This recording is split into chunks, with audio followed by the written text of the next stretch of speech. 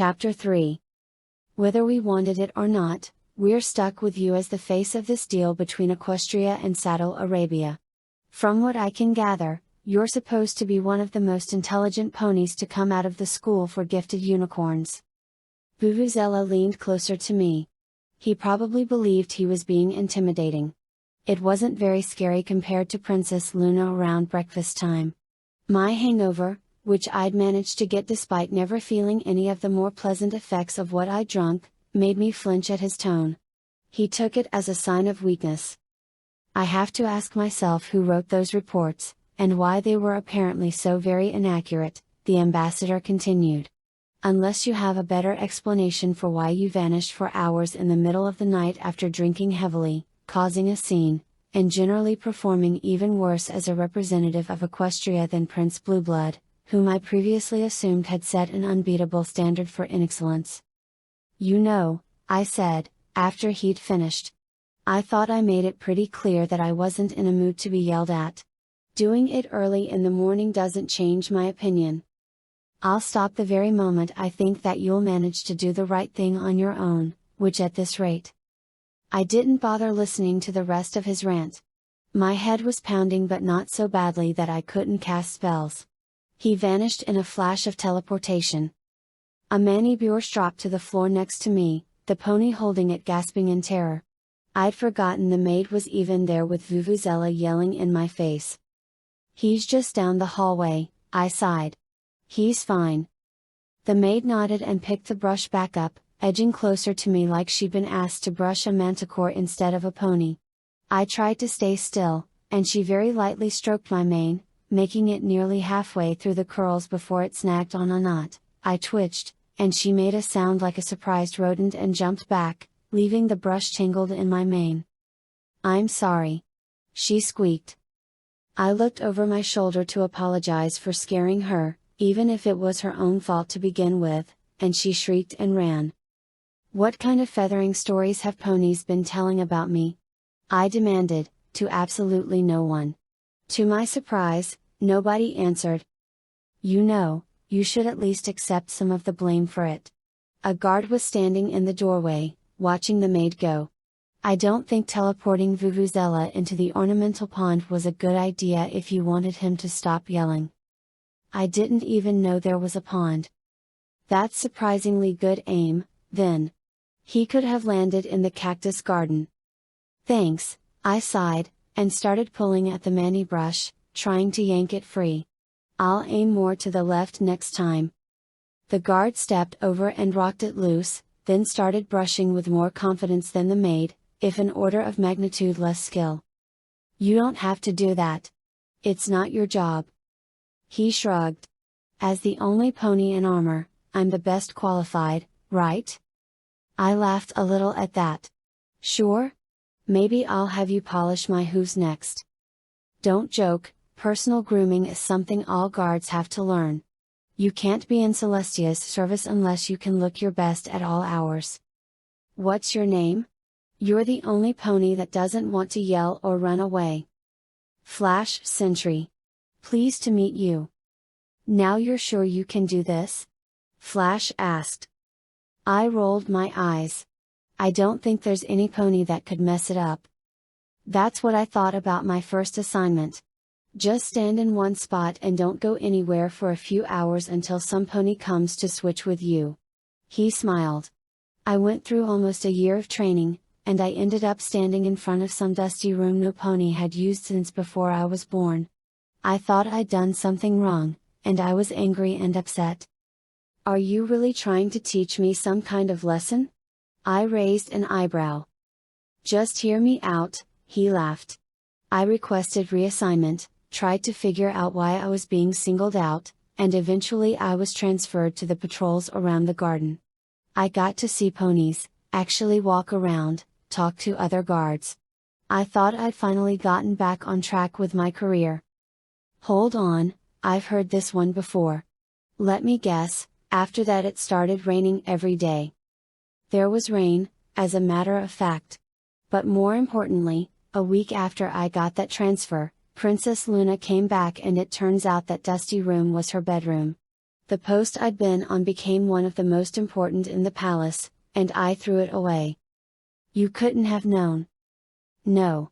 But sometimes you have to take things on faith. That includes having to sit and do nothing. I mean, they were going to have Princess Cadance do this, right? And they wouldn't have her waste her time. That means you should treat this like it's an important royal duty. Flash, it's a parade. Exactly. A parade for you. So let's see a smile. I tried to smile, though it didn't quite reach my eyes. Home? He inspected it critically. Not bad. Are you sure about the cloak? Black is a good color on me. Some pony told me once it works at weddings, funerals, and everything in between. I paused. Besides, I didn't really bring anything else to wear. Do you really want me to try squeezing into something fitted for Cadance? I don't have the figure, the wings, or the pink. Well, just keep smiling and wave to the crowd and it'll all be okay, Flash decided. I'll be on the parade float with you. If something happens, let me deal with it, okay? I know you'd be able to handle it, but it's my job and I don't want ponies thinking I've gotten lazy. I snorted. Fine. And you're sure there's no time to redecorate? I looked up at the float. It was shaped sort of like one of those swan boats and covered in more shades of pink than I'd ever seen in one place before. Do you have a spell that can do it in the 10 seconds between now and when we have to leave? I looked at the swan's empty glass eyes and sighed. I wish. The crowds cheered. That's what I'd like to say, anyway. What they did was line the streets and stare. I was starting to get a feeling for the town. The buildings here were all the same as the slums I'd been at last night, but they loomed taller above us because the road had been cleared of sand all the way down to a brick road the same wet color as the bare stone I saw everywhere else. Banners and flags were hung from every window and wall, robes stretched overhead with ribbons dangling like curtains. I smiled and waved and the crowd responded with whispering and pointed hooves. What am I doing wrong? I hissed from the corner of my mouth, trying not to move my jaw. Things were already tense enough. If I stopped smiling they might stampede. It's a tough crowd, Flash assured me. Don't let it get to you. We're halfway to the palace.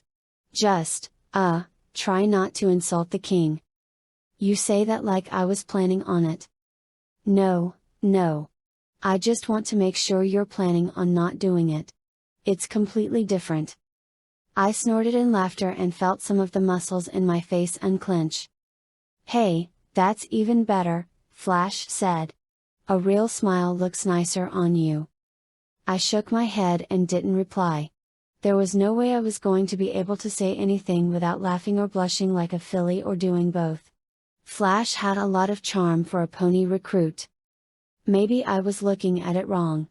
If I went out to see Songbird Serenade and she cancelled at the last second and I only found out when they put some pony else on stage, I'd probably be upset even if the new pony was just as good. If I remembered the schedule correctly, there'd be another parade after all the events were over, and then ponies would know to expect me. I'd have to talk to Vuvuzela about doing a few minor magic tricks, maybe some fireworks and illusions, something to pump up the crowd. I was halfway through a mental list of spells I could safely cast over the crowd when a tall pony in blue and white silk veils stumbled out into the street just ahead of the parade float. She tripped and fell with the kind of drama I was used to seeing from a certain seamstress, turning the misstep into a swoon. Flash reacted first, in the worst way. He stepped in front of me like he thought a fainting filly was some kind of real threat. I didn't have time to yell at him. I teleported in front of the float and picked the mare up before she could get trampled. Are you okay? I asked, stepping to the side with her while the parade jerked and slowed to a halt. I helped by gently using my magic to gently help the dumb swan float come to a halt like it had, again, gently, run into a brick wall. There probably wasn't any permanent harm done except to the swan's beak, which was now bent enough that it looked more like a shoehorn than a hornbill. The mare turned over in my magical grip, and I got my first good look at her. She was the most beautiful pony I'd ever seen, and I say that as a certified expert. I'd met supermodels, danced with princesses, and this pony was so stunning it put them to shame. Her coat was a blue pale to almost white, with a sheen that made it gleam like brushed steel. The mare's mane was stark black and as glassy as obsidian. "They're after me," she said, pointing back to the crowd. I followed her hoof and saw a half-dozen strong-looking figures in dark robes shoving their way through the assembled saddle Arabians. As if they weren't ominous enough wearing full masks in public, their robes were painted with wide snake prints, like some pony had used a stencil and spray paint to tag them. Each wore a different color: white, red, green, yellow, blue, and black. "Let me guess," I said. "Assassins?" The mare nodded, and the first of the masked killers jumped out of the crowd, who I'd mentally noted as Black Snake, spinning in the air and using the momentum to toss a javelin my way. I must not have been as famous as I thought, because when I caught it, I could feel there weren't any enchantments, no special anti-magic metals, nothing that could pose a real threat. "What is this, amateur hour?" I asked. I snapped it like a toothpick and used the blunt end like a bat, cracking it across the first assassin's chin and laying him out on the street. "Come on, put on a good show. We've got a whole crowd watching." "Hold on, Miss Shimmer, I'm coming," Flash yelled. He didn't get far. Yellow Snake got in his way on the float, brandishing a long chain and whipping it through the air, keeping him pinned down and unable to take to the air. "You take that guy," I shouted. "I got the rest." The civilians were going to restrict my options, so I took a few steps back to the middle of the street and let the four assassins make their way out of the herd. There were plenty of spells I could have safely thrown into the crowd, but most of them still wouldn't have made me popular. Ponies don't like being knocked out or glued to the ground even if it's for their own good. "They're very dangerous," the mare in my magical grip warned. "You should just sit back and relax," I said. I clapped my hooves, adding a little flair to setting off the explosive array I'd cast under one of the assassins. Blue Snake went flying, and I had some time to play around before I worried about where he was going to land. Green charged at the same time as Red. I immediately decided White was the smartest one, since he was hanging back and watching. My more pressing concern were the two curved swords being drawn from underneath dark robes. I threw a simple hex at them and watched the two assassins react in confusion as the steel in their blades magnetized, their weapons snapping together and refusing to come apart. A dozen more hidden daggers tore out of their robes and into the knot of steel. Their charge faltered as their torn clothing tangled their legs and sent them to the ground in a heap of groaning pony. "You should really know better," I said. One of them tried to stand, I think it was Red, but most of his clothing was around his fetlocks, so I hammered them both into the ground with a force bolt. It wouldn't kill them, but they'd be unconscious for hours. White gave me a look with his piercing green gaze, and I motioned for him to come at me. Instead, he produced a small flask and threw it to the ground at his hooves, smoke billowing as whatever alchemy was within hit the air. "You don't get away that easily," I said. I'd been keeping track of Blue, and I nudged his path back down to earth at the last minute. The falling pony flew into the mist and two horses tumbled out, White's escape cut short by the crash landing. I threw a web spell across them to keep them in place, then turned my attention to Flash. "How you doing up there, bodyguard?" I teased. "This guy wasn't a problem," Flash said, from where he was sitting on top of the would-be killer, the pony restrained by his own chain. "You seemed like you were having fun, so I didn't want to interrupt and get caught in the friendly fire." "Thanks," I said. "That was amazing," the beautiful mare said, and then I remembered that I still had said beautiful mare to deal with. "All in a day's work," I said. I put her down on her hooves, brushing some of the dust off her silk robes? Toga? If I knew more about fashion, I'd know the name of whatever she was wearing. "You going to be okay?" "Yes, of course, you defeated all 6 of them like it was nothing." Her expression was just so precious I couldn't help but laugh. "Don't act like it's a big deal. I've known foals that were more dangerous than those guys." She looked flustered. If I didn't know better, I'd think we were in the middle of a stage play and she'd forgotten all her lines. "You sure you're okay?" I asked. "Oh yes. Fine." She coughed. I was just. "It's such a relief. I must give you a reward." I held up a hoof. "Don't sweat the small stuff." "Is that so?" she asked, shaking her head and looking amused. "You get home safe," I said, teleporting back up to the float. Climbing was not an option with my bad leg acting up, and I wasn't going to ask Flash to carry me. "If we meet again, I'll buy you a drink and you can tell me how you ended up with assassins after you." She bowed and got out of the way, letting the parade start up again. This time, the crowd cheered when I waved, and that made it all worth it. It was the first time I'd seen Vuvuzela smile. When he was happy, I could actually see why Celestia had made him an ambassador. He had the open, friendly face of some pony with nothing to hide. Some pony you could trust. "I was worried, but it seems I'm the one eating crow today," the diplomat said. An attack in the middle of the parade would normally be a disaster to any kind of treaty signing, but it was exactly what we needed. "It felt good to cut loose a little," I said, trotting along after him and trying not to stare. Now, I'm no country hick. I spent a good part of my life living in a palace, and then I spent even more living in another palace which was, admittedly, mostly in ruins. I've seen a lot of castles. This one was so opulent it made Canterlot look like a fool's tree house. When the parade stopped, it was less like we'd arrived at a building and more like we had come to the base of a vast cliff stretching as far as we could see in both directions with a gentle curve to the surface that let the ends vanish behind the buildings of the city.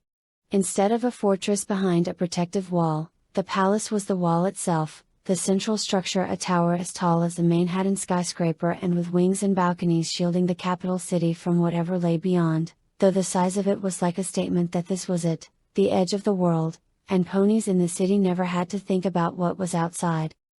The saddle Arabians had helpfully provided a way up that cliff.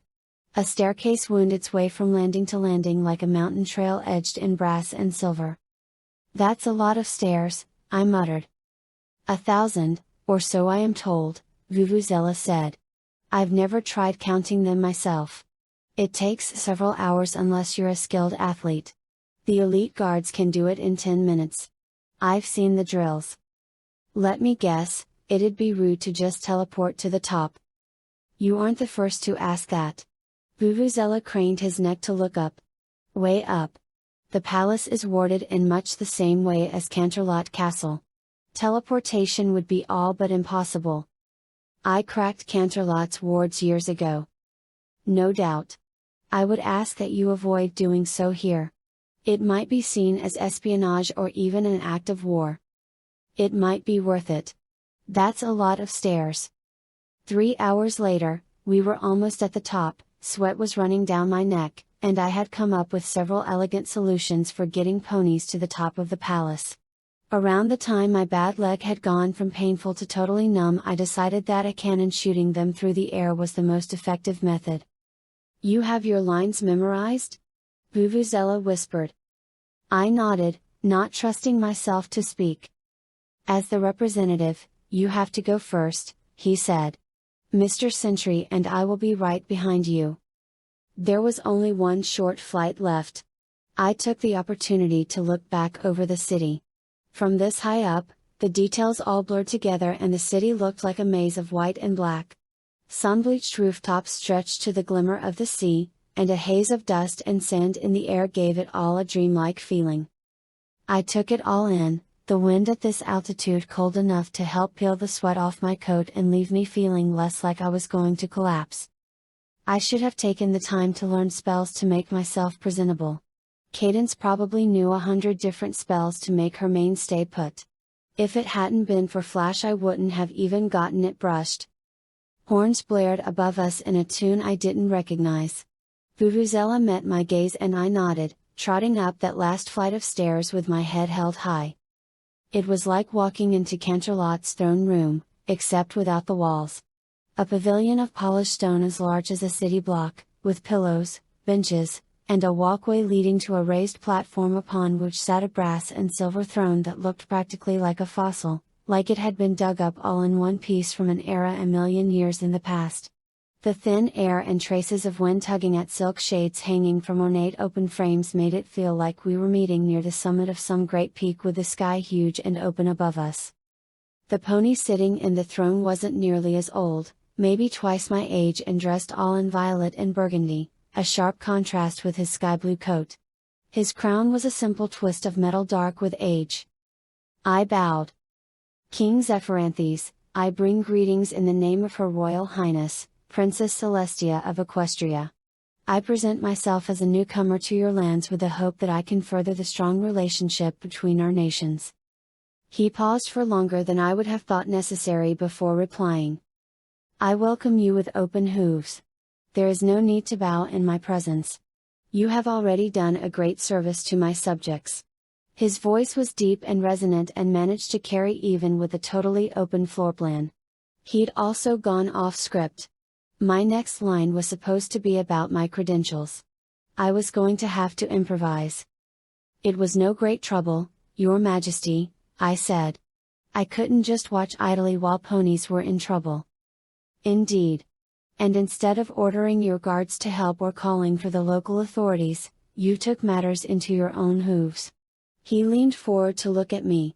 Princess Celestia is a cautious ruler, but she does produce subjects who strive to act on their own initiative. You do your nation proud, though I suspect seeing a beautiful damsel in distress made the decision somewhat easier. I blushed a little at that.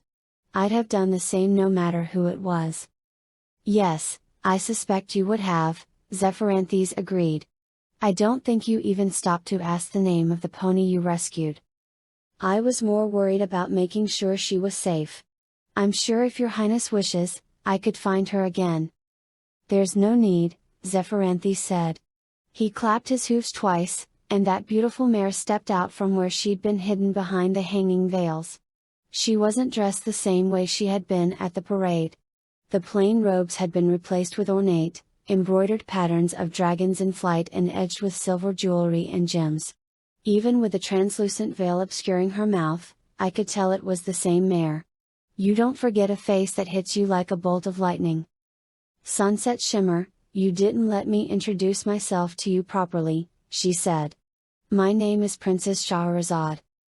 I cannot thank you enough for saving my daughter, King Zephyranthes said. She shouldn't have been outside the palace and she somehow escaped the palace guard as well. Oh, well, I can't say I haven't done the same back when I lived in Canterlot, I laughed a little, trying to cover up how flustered I was and wishing that Vuvuzela would step in and say something.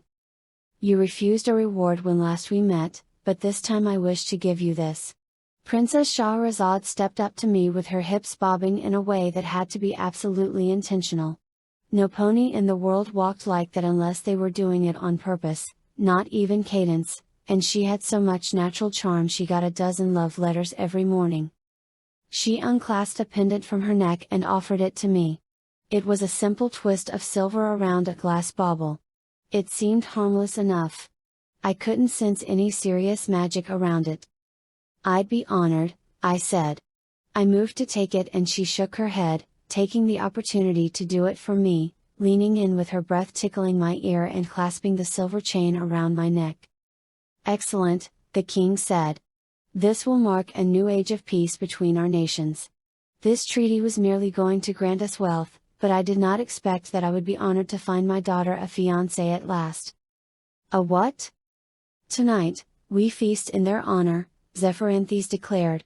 A cheer went up around the palace, and ponies who I hadn't seen at all seemed to melt out of thin air to begin setting up decorations and music. I looked at Shahrazad. She grinned, her eyes twinkling, and I smiled back because that's what you do when your new fiancé, the most beautiful mare you've ever met, smiles at you. I was in so much trouble.